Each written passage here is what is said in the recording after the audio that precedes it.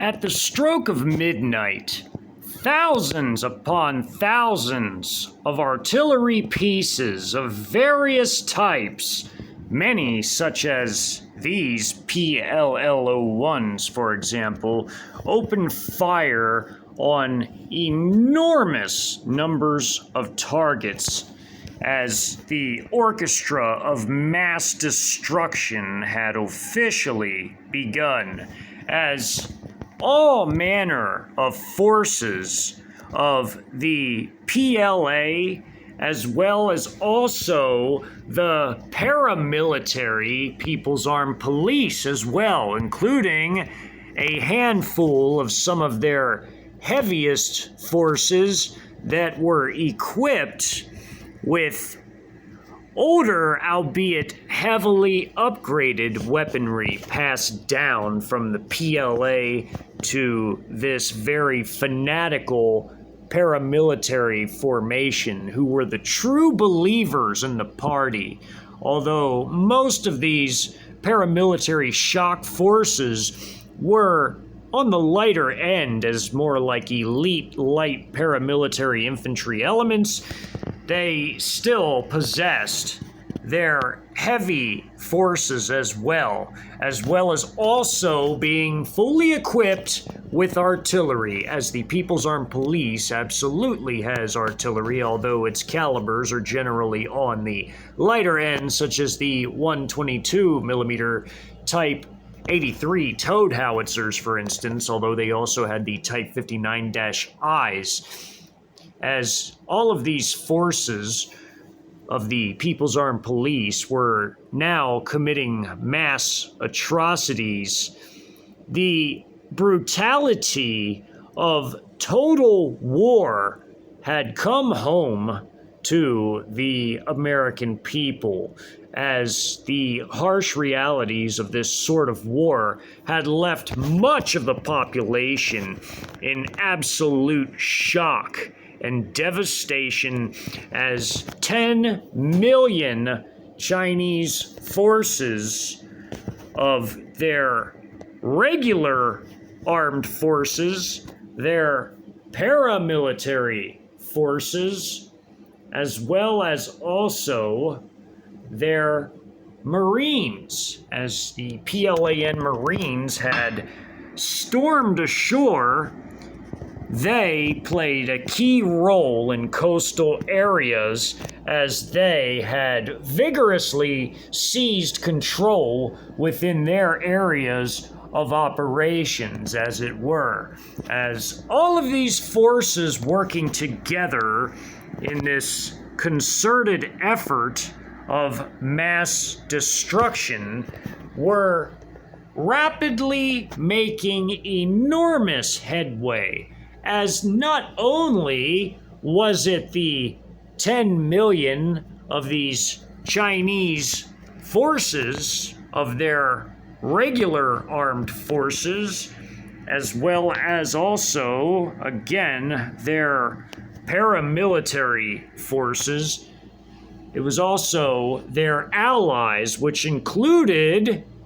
2 million Russian Army and Air Force and other military personnel participating in this enormous invasion.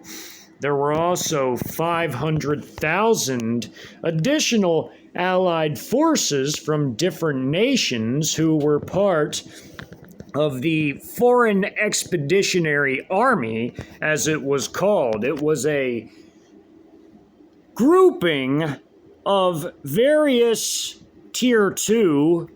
and Tier 3 allies in terms of the nation states and their status on the world stage insofar as the level of power they possessed. As there were Tier 2 powers like Iran and Pakistan, and also even Belarus could be considered as a Tier 2 power, as well as others such as North Korea.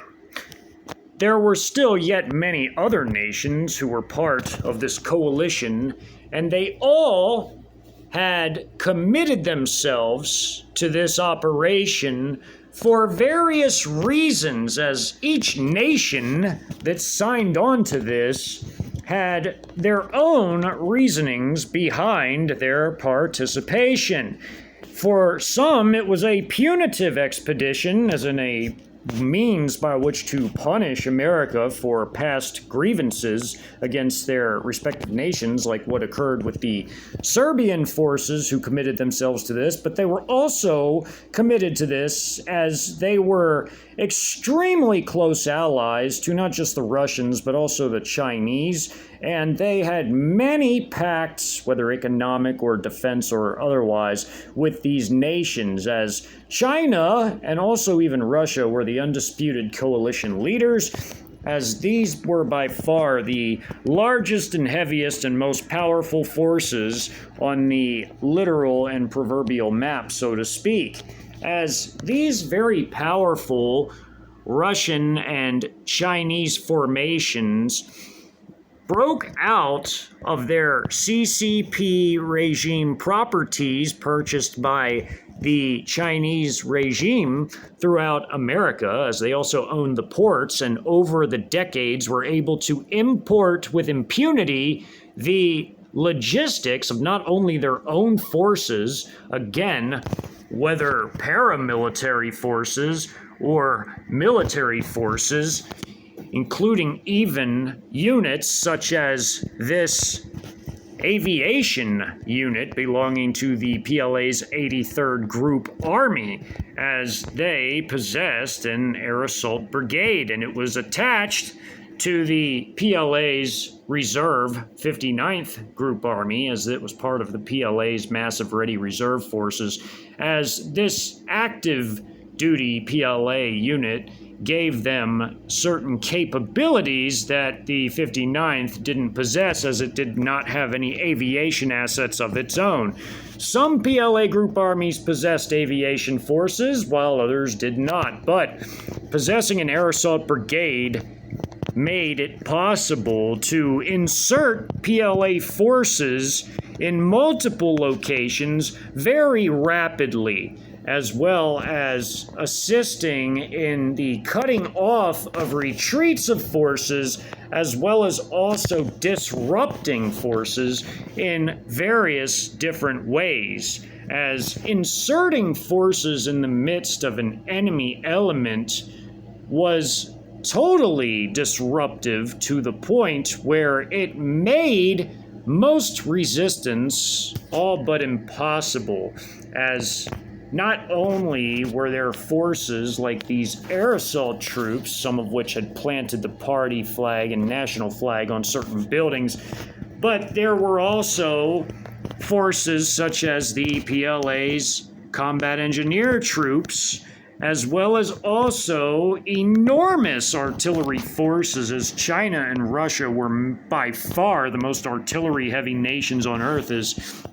both nations possessed enormous stockpiles of howitzers in warehouses, both for reserve and paramilitary forces, but also in long-term storage, which could be pulled out, given a once-over refurb, and used to equip brand new brigades, even divisions with, if necessary, as there were so many artillery pieces produced by both nations, especially during the Cold War, as well as armored forces to boot, as both China and Russia were also the most armor-heavy nations in the world, as China had the most main battle tanks and light tanks combined than any nation on Earth, with Russia right behind them, as China also had the largest combat air fleet of combat aircraft. They had an enormous fighter fleet and ground attack aircraft fleet, as well as also a massive strategic bomber fleet, and they had the largest active strategic bomber fleet, but when Russia would mobilize all of their stored away Cold War era bombers kept in reserve for their reserve Air Force assets to utilize their reserves, they then topped China in terms of numbers of strategic heavy bomber aircraft. However, both nations combined with their gargantuan combat air fleets were able to completely swarm America in a matter of a handful of hours, as it did not take but several hours for the vast majority of the USAF to be completely destroyed on the ground, and by 5 a.m. completely nullified entirely, nothing left, absolutely gone. As not only did the Russians and Chinese have a gargantuan combat air fleet, each one alone, but also when combined, they also had extremely massive missile forces in terms of cruise missiles as well as also tactical ballistic missiles, as China actually also had the largest strategic missile forces on the face of the earth, despite the fact that most were conventionally armed. They still had enough nuclear weapons to get the job done, as the saying goes, in a type of strike known as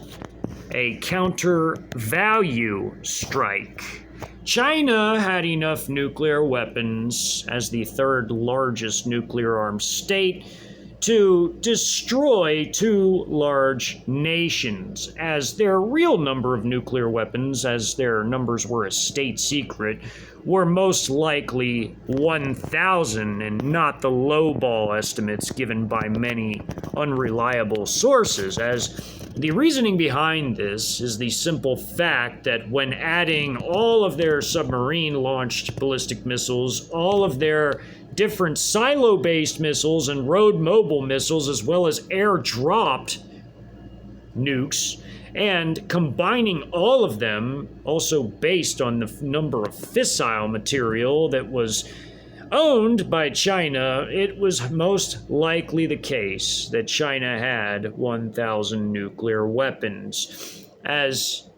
that mattered little in this invasion, as very few nukes would actually be used because it was not really necessary with all of the new technologies that both China and Russia were testing out on the modern battlefield. As the American nuclear triad, as it was completely shut down by the gargantuan cyber and anti-sat strikes, completely disrupting the necessary communications needed to conduct a nuclear strike, as well as rapidly overrunning the installations that even possessed such weapons, as again, the positioning of CCP regime properties were in highly strategic locations, and thus were able to make it possible for the coalition forces to completely break out in a rapid pace, in a rapid tempo of operations, and completely seize all of these facilities, as these Z-20 utility helicopters are dropping off their combat forces on roofs of high-rise buildings. They are accompanied by their Z-10 attack helicopters, which are state-of-the-art attack helo gunships, as China and Russia both possessed very advanced attack helicopters, as well as also were their aircraft, as China's entire air force was all 4th, 4.5, and 5th generation aircraft, as all of even their older aircraft that were in reserve status had been highly upgraded to where they had 4th gen capabilities, such as the J-82B, and even the old Q-5 becoming the Q-5G, with having its capabilities highly advanced, as they were upgraded to a massive extent. Although these older aircraft were utilized by the PLAAF reserve pilots, the lion's share of China's combat air fleet were virtually all brand new aircraft, as it were. As the same could be said about the VVS or the Russian Air Force, they too had incredibly capable combat aircraft within their combat air fleets, as they were also striking many targets very early on in this invasion. As it comes to the air bases, at midnight on October 4th, within the very first hour of the invasion, as we go to the San Antonio map, as the Russian forces were striking the Lackland Air Force Base from the 30th Motor Rifle Brigade, as well as also the Spetsnaz being the first forces to initiate ground combat in the Camp Bullis military reservation, as enormous TOS-1A strikes, tactical ballistic missile strikes coming from the 950th Rocket Brigade's Iskander M's, as well as also enormous artillery fires coming from the 385th Guards Artillery Brigade, everything from 300mm rockets fired from their Tornado S systems, as well as enormous showers of 122mm rockets coming from their BM-21 Grad systems of 2 battalions, as well as also massed howitzer fires. Even the Serbian artillery forces joined in, as their self-propelled Nora B 152mm howitzers also struck the installation in conjunction with their Morava rocket battalion, firing their 122mm rockets into it as well. As PLAAF airstrikes also came in very heavy from 6 JH-7s, or essentially half of one of the 2 squadrons. They combined carried roughly 120,000 pounds of air-to-ground munitions, which was simply monstrous. As these installations within the first hour were not the only installations that were under attack, there were other installations under attack as well, such as the Randolph Air Force Base, as Russian combat engineer forces were assaulting the installation, as the Chinese were firing tactical ballistic missiles as well as cruise missiles into the installation at the same time, as well as also enormous airstrikes coming in from JH-7s. As, again, there were 2 full JH-7 squadrons participating in this battle in San Antonio. 10 from one squadron would strike the Randolph Air Base, as they would be dropping the vast majority of their payloads on this installation. It would leave very little left in the way of resistance to effectively combat the Russian forces who would be moving in to seize control of the installation. As again, the Russian combat engineer forces were like elite assault infantry type forces after their massive experience obtained during the Great Eastern European proxy conflict. As in this illustration or image of the combat occurring, elements of Russian combat engineer forces are moving into the installation. They had totally smashed through the flimsy chain link fencing. The American base commander had ordered there be sandbag machine gun emplacements for the M2 50 cal, as these sandbag emplacements with their 50 cals were supposed to effectively upgrade the security condition for the installation, as base security forces were to post up on the edges of the installation on both sides. As This is the BMP-3 infantry fighting vehicle. One is moving straight ahead toward these forces as they're being accompanied by loitering munitions that are about to strike their targets. These loitering munitions being equipped with a combination of fragmentation and HE warheads, as they were fired from different elements of the Russian forces, as the Russian combat engineer companies each had their own 5-rail track-based system at the company level within their headquarters platoon, which was their logistical and command elements. They were able to fire their own loitering munitions from their loitering munition or combat drone section. As this IMR-3 has its dozer down, it is plowed through the installation, and the turret gunner is opening fire with his heavy 12.7 millimeter machine gun, his DSHK. These are MTLBs on the end, moving in as part of the same platoon element that had smashed its way through the fencing. Rounds are smacking into the ground and into these sandbags and are about to hit these American forces in this illustration, as well as also being struck by loitering munitions. This very powerful infantry fighting vehicle could fire its 100 millimeter main weapon, or also its coax, or even the 30 millimeter autocannon, but in that illustration it was not. But as the Russian forces, the combat engineers, would move in, they would be moving in again to an installation that would be hit excessively hard by Chinese airstrikes and missile strikes, as the Chinese missile strikes would be coming in from the nearby 616th Strategic Missile Forces Brigade, a Trojan unit in eastern Texas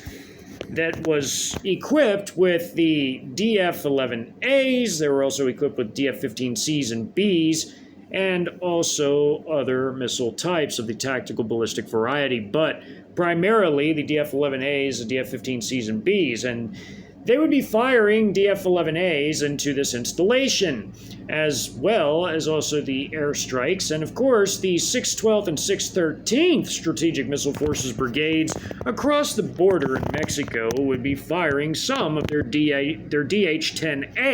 long-range subsonic but very destructive and accurate cruise missiles into the installation as well, as these forces were bolstered again by called-up reserve elements of the Strategic Missile Forces of the PLA, as they had been called up to fire these enormously mass-produced cruise missile systems, or also even older tactical ballistic missile systems, such as the DF-2, the DF-3A, and even the DF-4, which could be fired from special scaffolding, almost like what the North Korean ballistic missile program does as far as the missile scaffolding is concerned,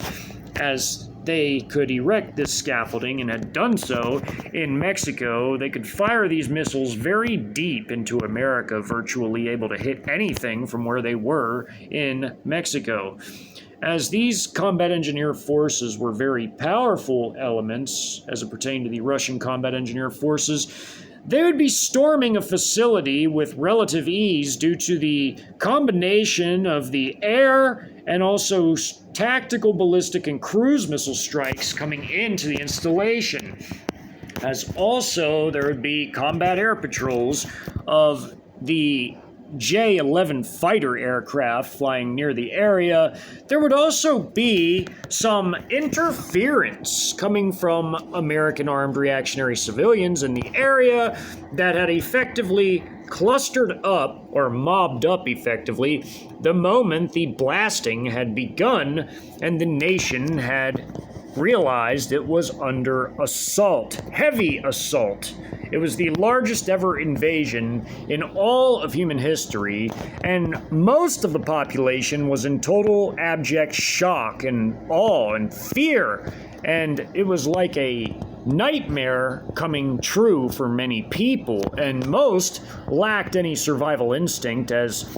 to be honest, America had never experienced anything even remotely like this, and most people did not know at all, whatsoever at all, what to do in such a situation, because they had never imagined such a situation even in their wildest dreams, as this was an insanely destructive, hellishly wicked, massively nihilistic, all-out destructive invasion, making things into nothing, as in the nihilistic aspect of it all. The invasion forces were making many areas into nothing but sheer rubble and destruction and mass death. As we go to the map of the Randolph Air Base, this was largely a training installation, as it had runways on either side of it, and it had a traffic circle and a main road, a thoroughfare that went up through the middle of it, and on the edges there was a outer road for the base security forces to patrol the area. They had erected their sandbag emplacements on either side of the installation, and the fencing would be smashed through. There were some wooded areas right in this area. It would be smashed through by the Russian combat engineers with ease, as again, these Russian combat engineer forces had enormous experience when it came to storming fortified areas, as these were very powerful forces in that regard. They were like elite assault infantry, and as they would smash their way into the installation, this combat engineer battalion, which belonged to the 39th Engineering Regiment, would seize total control of the installation from the American security forces, who would even be able to live long enough to resist, as the Chinese airstrikes coming in were excessively destructive again. So, as we go to the map, at the very opening of the map, these 4 JH-7 aircraft flying over the installation proper had dropped massive munitions upon the installation, and there's another 4 right here dropping them on the training aircraft, as there were the prop planes known as the Texans, and there were also the T-38s, and these were jet trainers effectively. And as this was an enormous pilot training installation, there were all manner of training centers on this installation,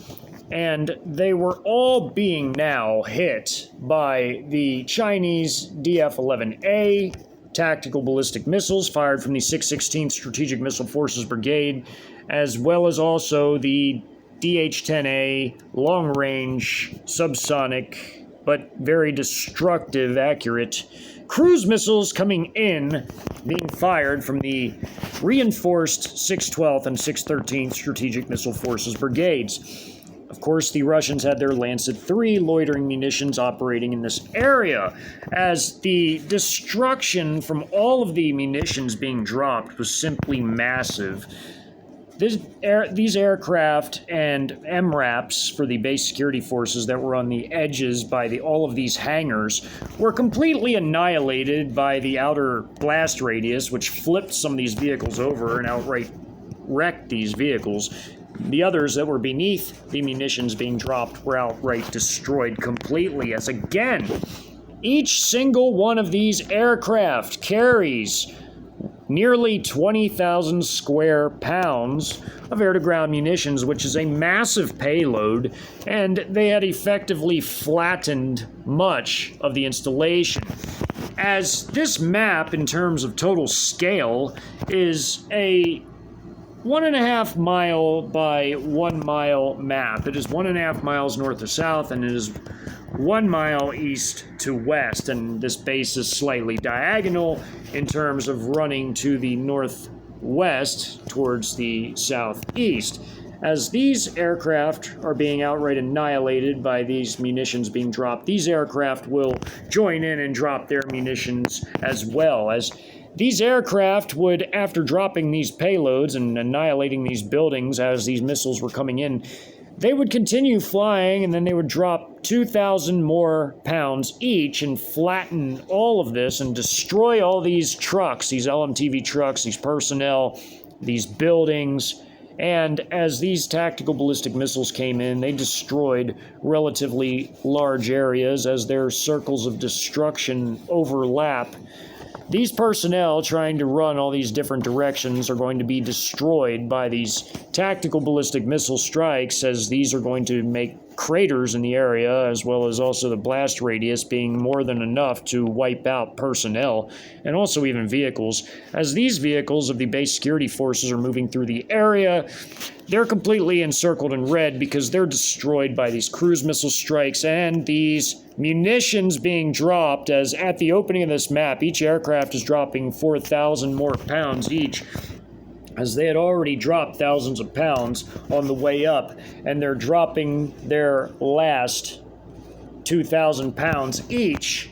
in this area right behind these tactical ballistic missile strikes. It's very important to understand that. It's a very thorough means of destroying these forces and also overrunning the installation, as the cruise missile strikes are also going to come in and hit the same areas that these tactical ballistic missiles hit, as again, as mentioned in many installations, it is not uncommon at all throughout this invasion for multiple systems to hit the same target, which would even include these aircraft dropping their thousands of pounds right in the same vicinity as all of these missile strikes coming into this area that completely flatten everything. As to the northeast of the installation, as Russian combat engineers like this company right here, this combat company, as their headquarters platoon is sitting outside of the installation, which had fired their loitering munitions support.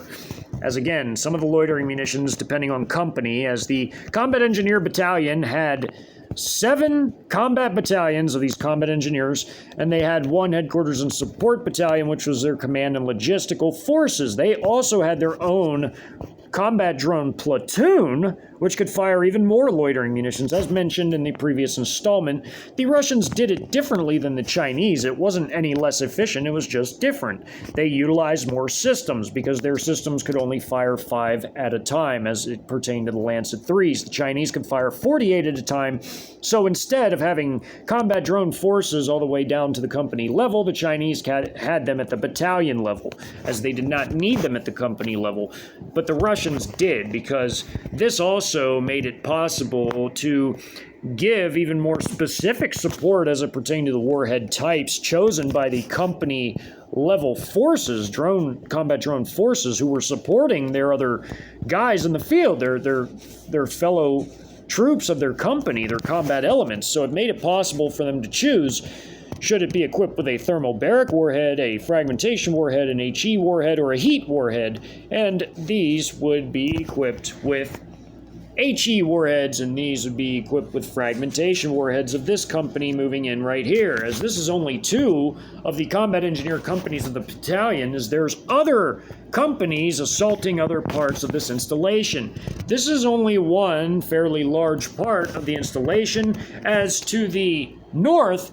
there is even more of the installation on this map. This is one of the gates into the installation. It's a boulevard outside the installation. Now this map is a 1 kilometer by 1 kilometer map in terms of its scale. Well, this is the fence, the outer fence of the air base. This is at the very north of the air installation before the runways, basically, like this would be more over in this direction here, where before the runways begin. But as we go to this map, the PLAAF aircraft, the JH-7s, are dropping thousands of pounds of munitions. This aircraft alone is dropping 10,000 pounds, or roughly half the entire payload. And this aircraft here is doing the same thing, 10,000 pounds. These are free-fall munitions. They're conducting a dive attack, which is enormously destructive, and at the same time, Russian loitering munitions, Lancet 3s, are coming in and causing immense damage, as is Russian fire coming from their troops that are storming through the main gate, these combat engineers. As they're moving, these elements of this squad are moving into this direction and this direction and this direction. They're laying down fire, as are the forces that are outside of the fence line, onto these forces doing L vector of fire, which is very tactically astute for this situation, as they want to be able to maximize their firepower in terms of how much fire they're able to lay down onto the American forces, who are frantically fleeing from buildings. But as they flee from buildings at the very opening, all of these munitions are coming down with a slight spread to them during this dive attack. They're still relatively accurate and going to hit where they're calculated to hit, but they have a spread on them because they're freefall munitions instead of the Baidu or satellite-guided munitions that the PLAAF could use, or the laser-guided munitions, which both of those are types of precision munitions, of course, but they're using their freefall munitions in dive attacks because it gives them a certain spread, as they can carry these munitions on a special rack and drop them in such a manner to where they still hit in a relatively accurate area, but there again is some spread to them to maximize the destruction, as they're not totally worried about accuracy, but they're worried about it just enough to where they don't want to cause any friendly fire incidences. And again, the real-time AI battlefield data processing system has to clear all actions by the Sino-Russian coalition forces, which also includes airstrikes, because again, this AI system had revolutionized warfare in so many ways, including cutting down friendly fire casualties to almost nothing because of the safety aspect that it produced for friendly forces, including forces between the different nation states. As again, the AI also translated when it came to all of their combat data links and sharing information, even translating radio communications when needed, as also it made it possible for all the nations of the coalition to seamlessly work together without any communications problems, without any friendly fire incidences, while also at the same time maximizing the absolute total destruction on enemy forces, including even when these forces worked in tandem, when they worked together. They work together through the real-time AI battlefield data processing system to maximize their firepower and totally devastate the American forces, who again, as the anti-satellite and cyber strikes had gone down, mass confusion had reigned among these forces. They were not ready for this whatsoever at all. Some of them were even drinking and partying in the barracks, and they were not ready for what was about to happen, similar to what occurred in Fort Hood, as the atmosphere in Fort Hood, although they were beginning to get many of their units out in the field to conduct live fire training exercises and interoperability training and other means of training with live ammunition, not all of the forces had gone to the field, and many were still in the barracks drinking and partying when the tandem anti-sat and cyber strikes took down all the communications and the power grid among everything else. And this had totally thrown the Americans into an enormous state of confusion and fear and panic, and most were not ready for what was about to happen because most of them were not in a coherent state of mind to be able to absorb what was happening exactly.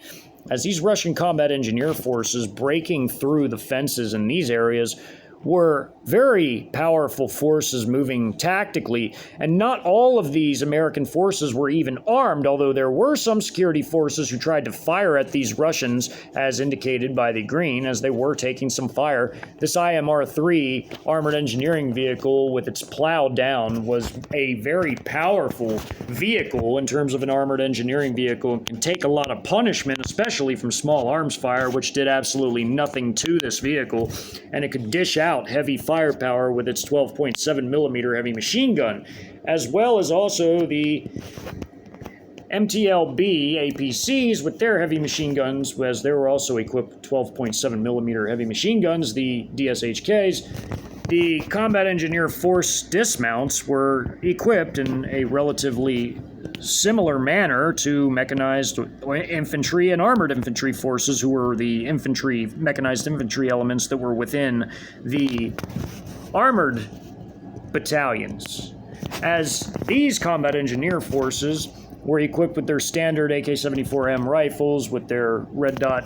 optics, they had their RPK-74 light machine gunners in each squad. They had heavier weapons like RPG-29 Vampire systems, like this one being fired. They also even had Cornet ATGM missiles, which could be fired from some of these troops as they carried them in some of their vehicles, whether in their IFV, their Armored Engineering Vehicle, or their MTLBs. They could pull these missile systems out and use them whenever and wherever needed. As the other systems, like the RPG-29 Vampire, could be carried on the backs of these soldiers. It was not a very heavy weapon. It was a bit heavier than the RPG-7, the classic RPG-7, but it was still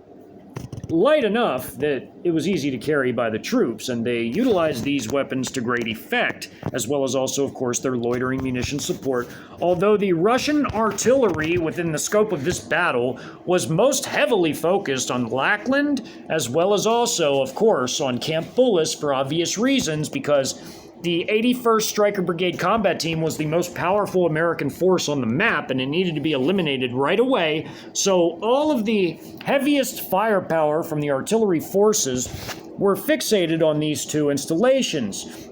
Of course, Chinese airstrikes came in, with 2 aircraft hitting Lackland and 6 aircraft hitting Camp Bullis, with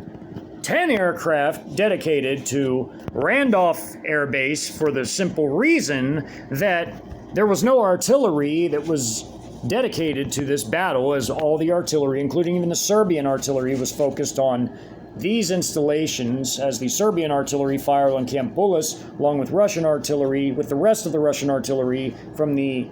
385th Guards Artillery Brigade firing on Lackland, as the artillery battalion within the 30th Motor Rifle Brigade was focused on eliminating armed reactionary civilian pockets that popped up because the maneuver elements had to fight their way through and clear the flanks en route to Camp Bullis.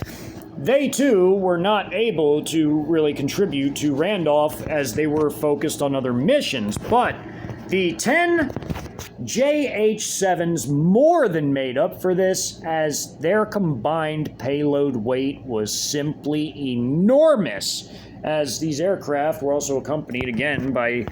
J-11s conducting combat air patrols, like so in this area, overflying the area. They were there to give any support, if needed, to the ground forces, which were the Russian forces, of course,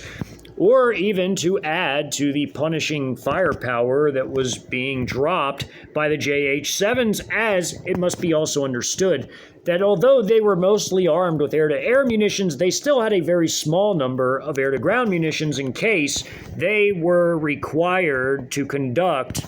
close air support operations, which would be exceedingly rare, as the JH-7s had more than enough payload for this operation, as well as there would still be aircraft that hadn't have dropped their payloads yet, as although Randolph, Lackland, and Camp Bullis were being hit, there were other JH-7s left out of the 2 squadrons that had not partaken in either battle, and therefore could conduct punishing close air support airstrikes if needed. They could also conduct strafing operations with their nose cannons, as could the fighter aircraft as well if needed. But as the Russian combat engineer forces were moving in the north of the installation, some of their forces were busy engaging armed reactionary civilians on their flanks. Even their headquarters platoon elements in the area of 2 companies were taking fire from armed reactionary civilians moving down the boulevard here, as this was a different street separated by a slightly inclined high ground with a fence around it, like one of those noise fences, those noise barriers that are near the highways. On the other side was a nice neighborhood with relatively large homes, and the Russian combat engineer platoon here was moving through this area with their dismounted forces moving in tactically in their wedge formations, rolling T's to watch the upper floors of the houses, and line formations to outflank these armed reactionary civilians, as they also had loitering munition support from their own forces firing their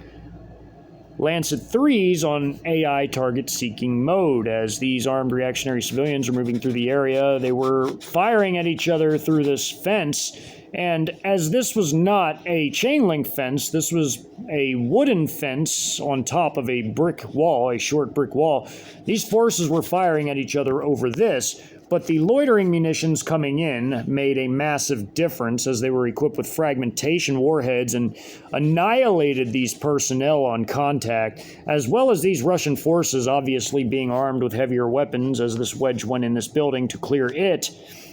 They then went out and engaged these forces alongside of this wedge formation that was firing in this direction, but then could reorient their fire as their other squad came out and helped finish these forces off. There would be some Russian wounded, despite the fact that they were far heavily armed. They had their also vehicle-based fires that were firing as well from their MTLBs, their IMR-3 Armored Engineering Vehicle,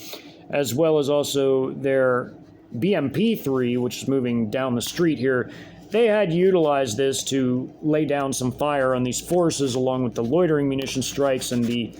combat engineers firing at them again over a slight brick wall with a wooden fence on top of it in this neighborhood. As again, this was a nicer neighborhood with nicer homes, and some of the yards were ornate and had these types of decorative fencing to separate the people's yards, but the vehicle-based firepower was devastating on the armed reactionary civilians every bit as much as it was on the American Air Force personnel, like their base security forces, who were trying their hardest to hold off the Russian attack, but it would not succeed because the loitering munitions, the very devastating airstrikes, the cruise and tactical ballistic missile strikes were simply devastating, and that more than made up for there not being any artillery fire in this particular sector due to it all being diverted to other battles. As again, Camp Bullis was far more important insofar as getting rid of a heavy American force that the artillery had to be completely dedicated to that, as well as Lackland, as there were F-16s on Lackland and some other assets that needed to be struck by artillery, as well as all the missile fires and more, as there were also airstrikes there as well. But the missile and airstrikes on this installation simply annihilated everything, as it was exceedingly heavy in terms of all the firepower carried by the JH-7s. As again, 10 of them partook in this battle, and they wiped out massive portions of the installation, while the combat engineers had broken in and also done their part, wiping out personnel fleeing from these barracks and other administrative buildings like so, as well as the airstrikes, which devastated the facades on these buildings right here, and also this one a bit on the corner, but destroyed all these vehicles, as again, the spread was large on these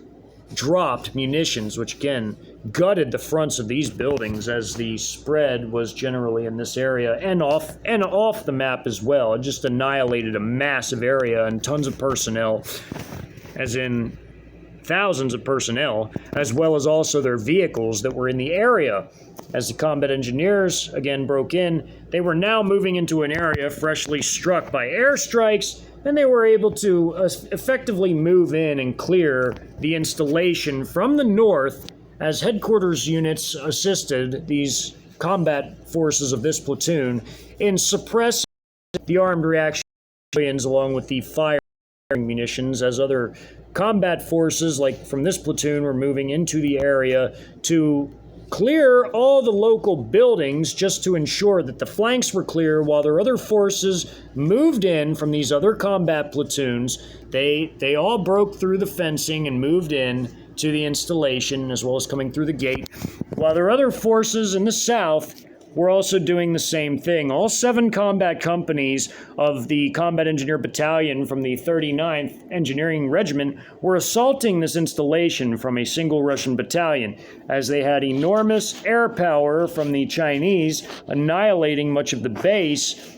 They had very little to worry about, as well as the missile strikes.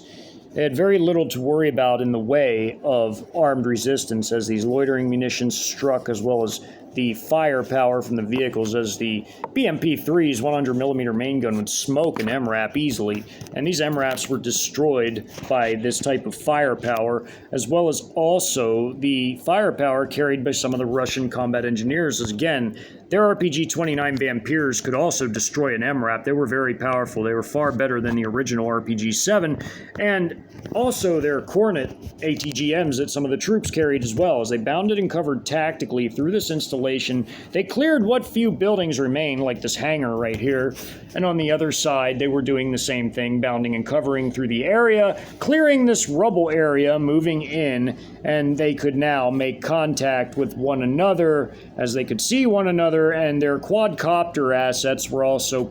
basically mapping out this area in real time, as the ISR capabilities of the Russians and Chinese were directly linked to the real-time AI battlefield data processing system, which utilized the ISR collected data and footage to map out the battlefield in real time and plot friendly and enemy units by the literal second on maps, including when they've been thoroughly destroyed. As they were spotted by the ISR assets, they would be removed from the combat data link as they were a devastated unit, or a devastated personnel, or a devastated vehicle. As that was how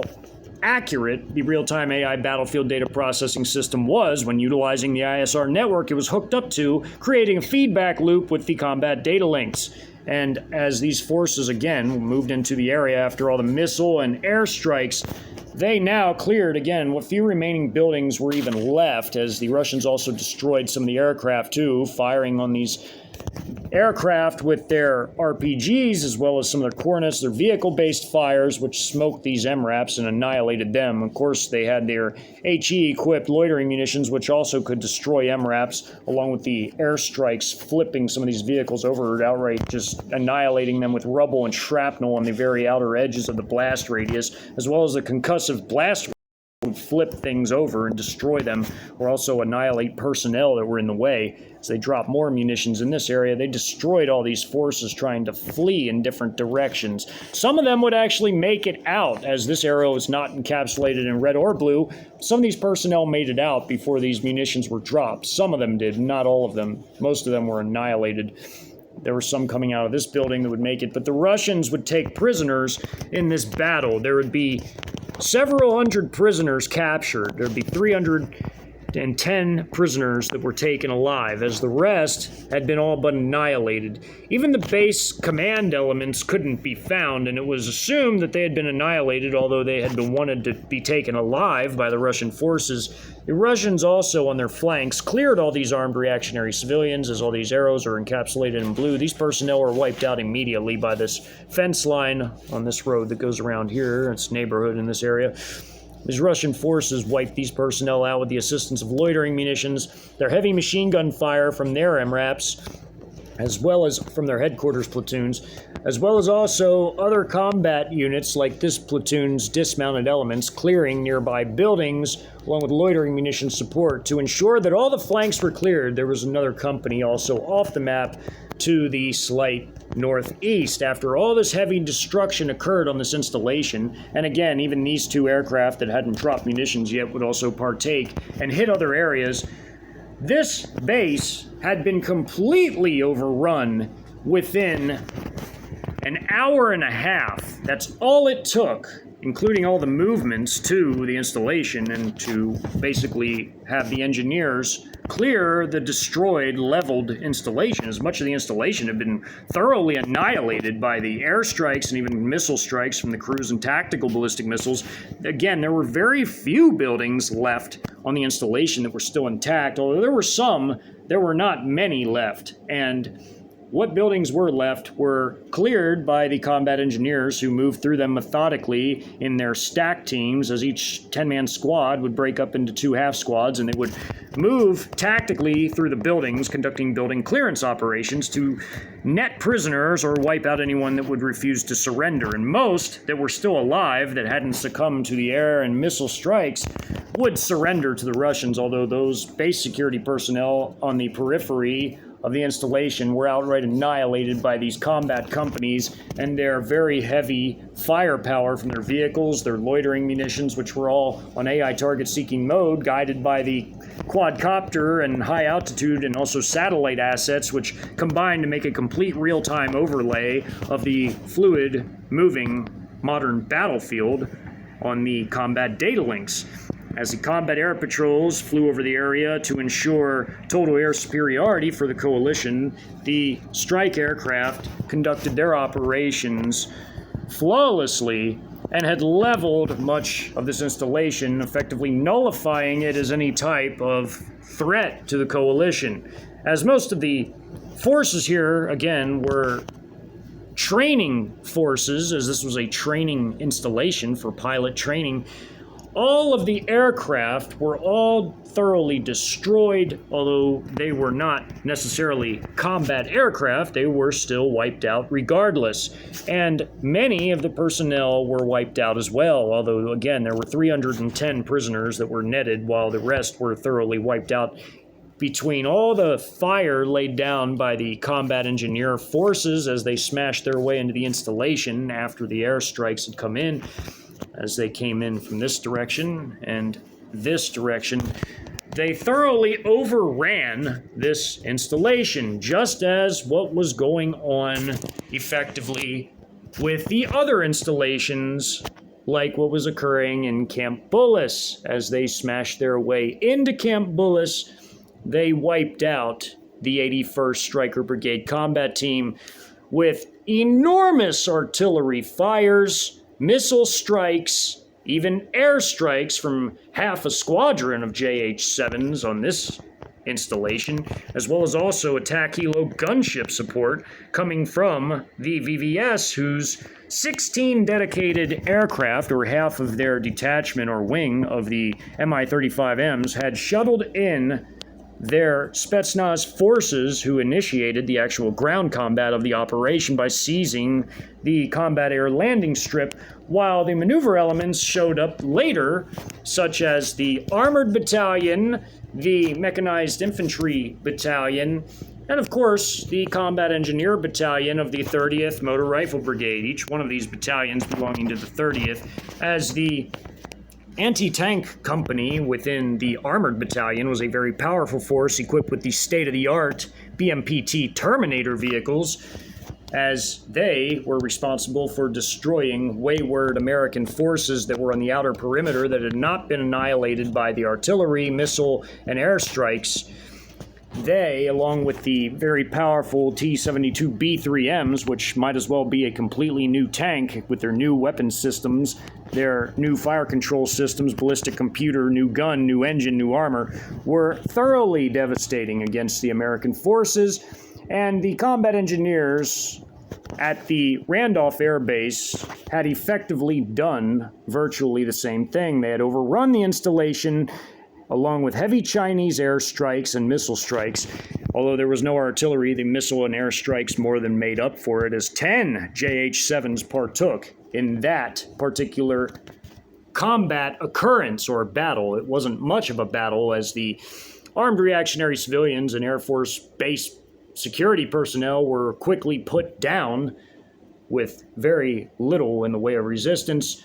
Randolph was yet another notch on the coalition's belt of installations that were rapidly overrun and annihilated, as in the next video installation of this hypothetical invasion documentary series, the Venezuelan and Nicaraguan troops are clearing the flanks within the first hour, occurring in the south of San Antonio, as the Venezuelans have a mission of their own. They are en route to overrun the shuttered Brooks Air Force Base, turned into a defense industrial site, a public-private partnership between the American regime and various technology and defense contracting firms who have set up a consortium. They have effectively set up shop on the former installation, and the Venezuelans have been opening fire on it with their artillery since the outset of the invasion, as they had poured down massive 105 millimeter shells onto the installation as well as onto neighborhoods that were resisting the advance of their mechanized infantry maneuver battalions of the 13th Infantry Brigade of the Venezuelan Army. As the Nicaraguans would also receive assistance from the other coalition members, as they were effectively the least potent of the coalition forces, they would still achieve their objectives as they had gone through their remedial training from the Russians of small unit tactical training, and they had also gone through their driver training by the Chinese, who had equipped them and gifted them with MRAPs that they could be trained on relatively quickly, as time was of the essence and there was no time to train them on heavier, more complicated weapons. But the MRAPs were the perfect fit for this light